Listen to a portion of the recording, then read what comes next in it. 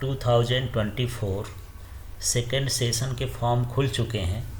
इसको कैसे भरना है, टेस्ट कैसे देना है, क्या एलिजिबिलिटी है, जो लड़के मैथ्स के स्टूडेंट हैं और अभी इस साल भी एग्ज़ाम में अपीयर हो रहे हैं, उनका रिज़ल्ट अभी आना शेष है, वो भी इस फॉर्म को भर सकते हैं। सारे रूल्स और इसके डेट शीट को समझते हैं। तो चलिए, ये अभी जेई मेन का अप्रैल वाला सेशन है 2024 का। तो सबसे पहले online submission of application form, कब तक फॉर्म भरे जा रहे हैं। तो ये 2 फरवरी 2024 से फॉर्म खुल गए हैं और ये 2 मार्च 2024 तक रात को 9 बजे तक का टाइम है फॉर्म भरने का। लेकिन मेरी सलाह है कि 2-4 दिन पहले ही फॉर्म भर दीजिए, क्योंकि फिर सर्वर जो होता है वो स्लो हो जाता है, तो फिर फॉर्म भरने में दिक्कत होती है। इसके बाद आपको यदि फॉर्म भर दिए हैं और फीस नहीं पे कर पाए हैं तो फीस पे करने की जो डेट है वो भी 2 मार्च है, लेकिन ये 11:50 रात में 11:50 बजे तक का टाइम है। इसके बाद यहाँ पर जो एग्ज़ामिनेशन होगा वो मार्च के 3rd वीक में जो है अनाउंसमेंट हो जाएगा, जहाँ तक है एग्ज़ाम का। और इसके बाद यहाँ पर एडमिट कार्ड जो है, तो जब भी आपका एग्ज़ाम होगा उसके 3 दिन पहले जो है आपको एडमिट कार्ड यहाँ से डाउनलोड करना है। अब डेट ऑफ एग्जामिनेशन जो है, परीक्षा की जो तिथियाँ हैं वो 1 अप्रैल से 15 अप्रैल के बीच आपकी परीक्षाएं जो हैं जेई मेंस की होंगी, सेकेंड सेशन की। इसके बाद यहाँ पर क्वेश्चन पेपर को जो है यदि आपको देखना है, उसका चैलेंजेस और करना है, तो वो वेबसाइट पर देखा जाएगा पेपर होने के बाद। इसके बाद यहाँ पर रिज़ल्ट का डिक्लेरेशन है, वो लगभग 25 अप्रैल तक आपको रिज़ल्ट यहाँ पर दे दिया जाएगा। अब जब आप फार्म भरेंगे तो यहाँ पर ऑप्शन होगा, पेपर फर्स्ट आपको देना है कि बी.टेक वाला होगा, पेपर 2A देना है तो ये बी.आर्क वाला होगा, पेपर 2B है तो ये बी प्लानिंग वाला है। तो जो आपको भरना हो, जनरली मैथ्स वाले बी.टेक करते हैं, एग्रीकल्चर में, आर्किटेक्चर में ये सारी चीज़ें होती हैं, दोनों में देना चाहते हैं तो ये है। तो जब आप फार्म भरेंगे तो आपसे चॉइस पूछी जाएगी, तो आप इसमें से चूज कर लीजिएगा। पेपर जो है 3 घंटे का होगा, और जो ये जब डबल हम करेंगे बी.आर्क और बी प्लानिंग का, तो ये हो जाएगा 3.5 घंटे का पेपर होगा।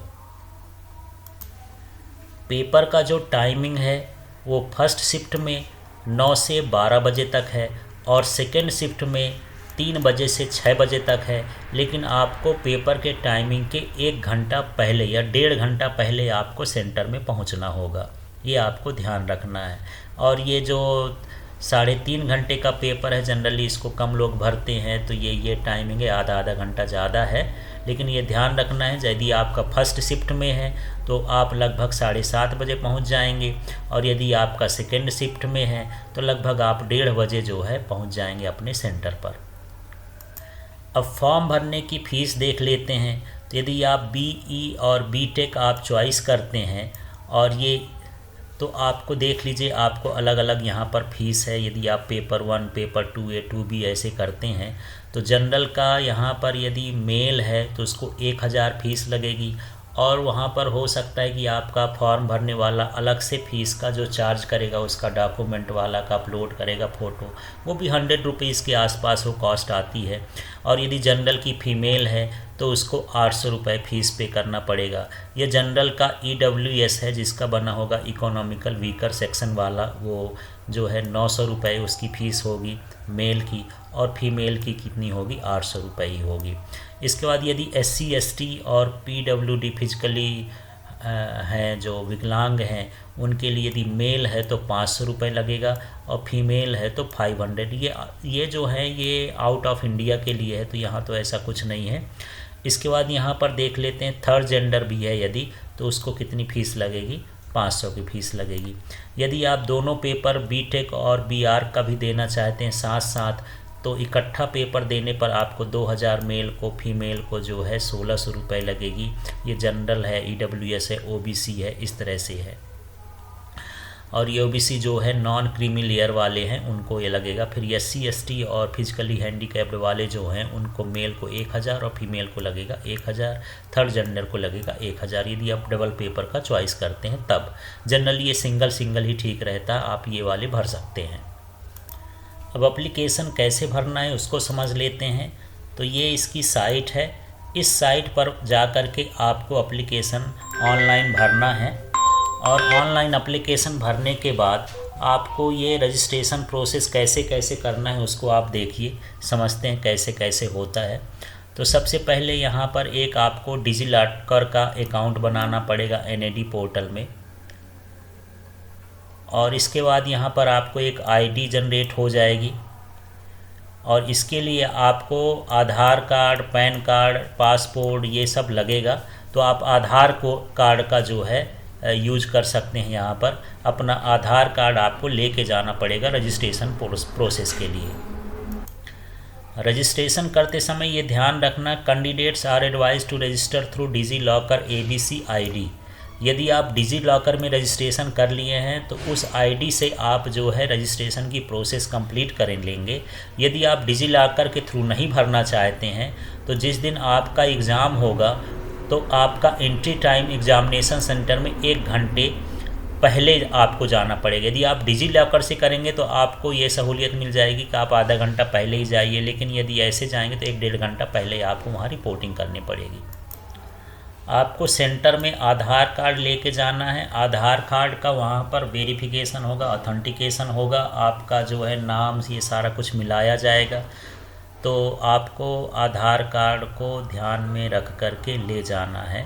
और जब आप फार्म भरेंगे तो उसमें फार्म भरते समय एक पासवर्ड आपको बनाना पड़ेगा, और पासवर्ड बनाते समय कुछ सिक्योरिटी क्वेश्चंस भी होंगे जिससे आप पासवर्ड को रिकवर कर सकते हैं।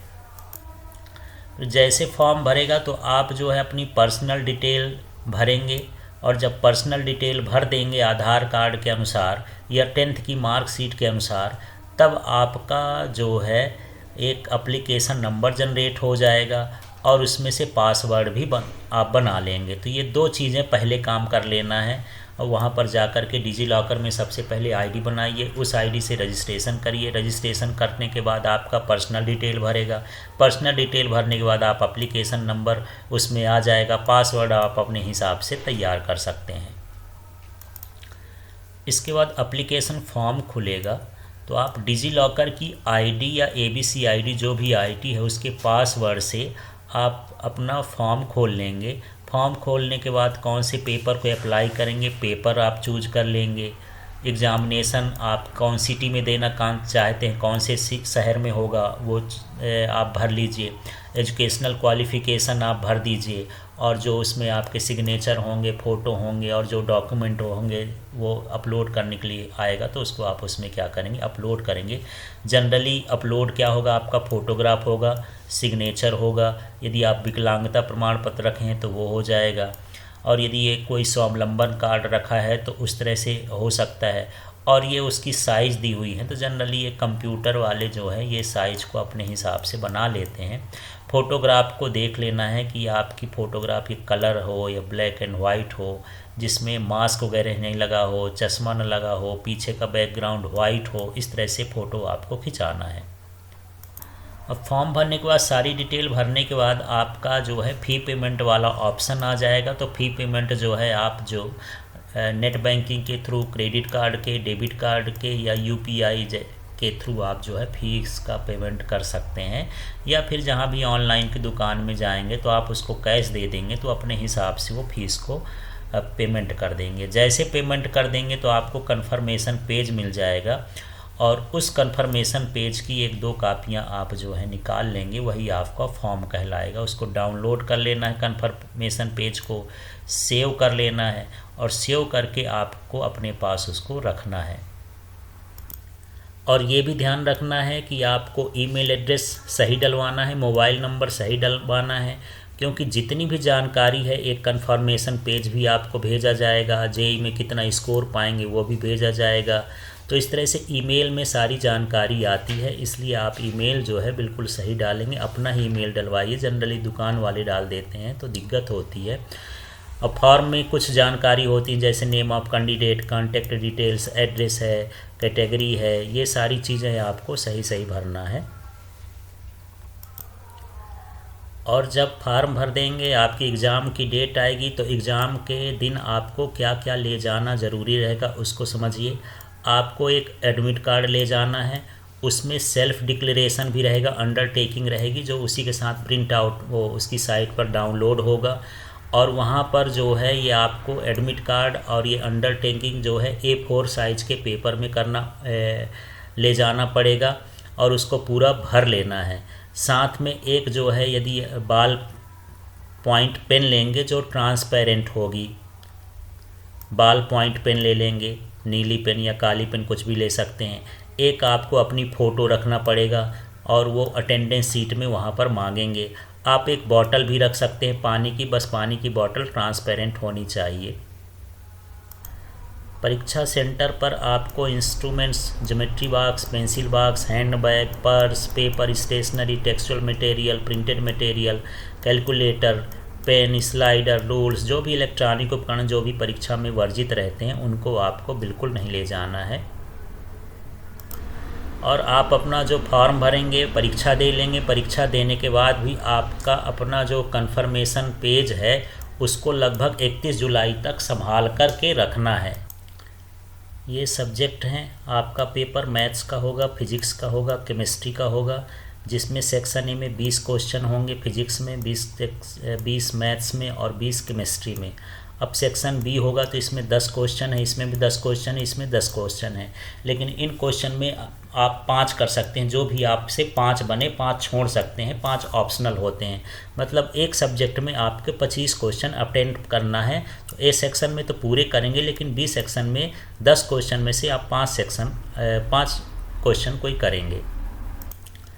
यदि आप सही आंसर करते हैं तो उस क्वेश्चन के लिए आपको 4 नंबर मिलेंगे, और यदि आप आंसर गलत कर देते हैं तो उसमें माइनस का नंबर होगा। यदि आप बिल्कुल आंसर ही नहीं करते हैं तो उसमें कोई नंबर नहीं मिलेगा। तो ये ध्यान से करना है। इसमें निगेटिव मार्किंग भी है, तो जब आपसे बने तभी आप उसको करिए, यदि नहीं बनता है तो आप छोड़ सकते हैं, तो उसमें कोई नंबर नहीं कटेगा। और यदि नहीं छोड़ेंगे, आप लगा देंगे तो -1 हो जाएगा। इस तरह से है। और ये कंप्यूटर बेस्ड जो है पूरा एग्ज़ाम होगा कंप्यूटर के थ्रू, तो आपको उसको समझना है कि कैसे कैसे करना है। बाकी डिटेल्स जो है आप इस साइट में जा करके इसको इन्फॉर्मेशन बुलेटिन को डाउनलोड करके बाकी चीज़ें समझ सकते हैं। तो इस तरह से ये पूरी प्रोसेस है।